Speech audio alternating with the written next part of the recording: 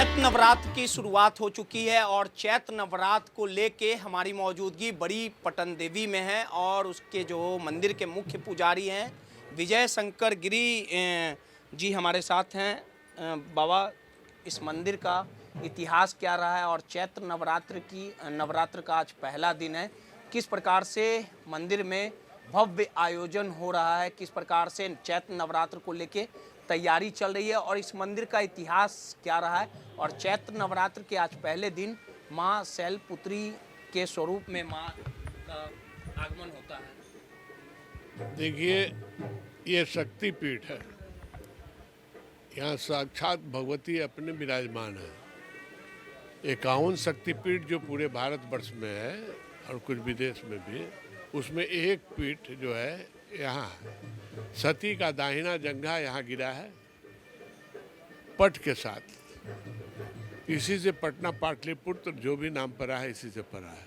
भगवती यहाँ तीनों रूप में विराजमान है, महाकाली, महालक्ष्मी, महासरस्वती, तीनों शक्तियाँ एक साथ हैं होने के कारण इनका नाम सर्वानंद करी है। पुराण में सर्वानंद करी भी कहा जाता है। नगर रक्षिका भी है, नगर भ्रमण करती है।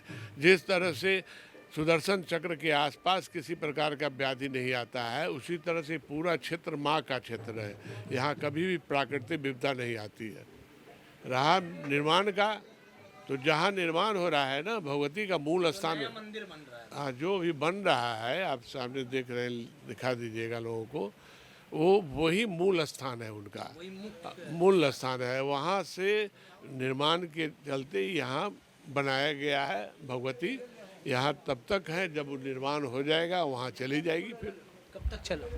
अब अगले नवरात्र में तो उम्मीद है, अब देखिए। अच्छा, इस मंदिर का एक और भी इतिहास है कि पूरे शहर का नाम जो है, बिहार की राजधानी जो पटना है, वो माँ के नाम पर ही रखा गया है। पहले इस शहर का नाम पाटलिपुत्रा था, मगध था और माँ इस शहर की रक्षा भी करती। देखिए, हमको तो आपको बताए ना कि यहाँ सती का दाहिना जंघा पट के साथ गिरा था। पट का अर्थ होता है वस्त्र, और यही पट से पाटलिपुत्र, पटना जितना भी नाम पड़ा है इन्हीं से नाम पड़ा है। और आज महा शैलपुत्री की पूजा होती है पहला दिन, लेकिन भगवती हमारे यहाँ तीनों शक्तियाँ एक साथ हैं। हम लोग प्रथम शैलपुत्री की पूजा करते हैं, हम भी पूजा करते हैं, लेकिन हम माँ की आराधना करते हैं। महाकाली, महालक्ष्मी, महासरस्वती, तीनों शक्तियाँ एक साथ होने के कारण हम लोग सदियों से जो चला आ रहा है वही पूजा प्रारंभ करते हैं। जी, पट वगैरह सभी को खुलेगा कि मतलब? नहीं, पट खुलने का सवाल, यहाँ तो साक्षात भगवती यहाँ विराजमान है। यहाँ तो खुला हुआ है। केवल जो कुछ पूजाएं जो है वो पट बंद करके किया जाता है, और सब पूजाएं जो है, जो तांत्रिक विधान से पूजाएं होती है, वो गुप्त रूप में पूजा किया जाता है। और जो और पूजा जो होता है वो सब वैदिक तंत्र से, वो सब लोग दर्शन के रूप में देख सकते हैं, जैसे अभी हो रहा है। एक आखिरी सवाल है बाबा कि चैत्र नवरात्र हो या कार्तिक के समय जो नवरात्र आता है नवंबर दिसंबर में, तो भारी संख्या में लोगों का हुजूम जुटता है। अभी भी कई श्रद्धालुओं से हमारी बात हुई तो बाहर अन्य राज्यों से जी, पूरे भारतवर्ष से के ही लोग नहीं आते हैं, विदेश से भी आते हैं। हाँ, विदेश से भी आते हैं। नवरात्र में अंदीना भी आते हैं, और इस नवरात्र में, चैत्र नवरात्र में भीड़ कुछ कम रहती है।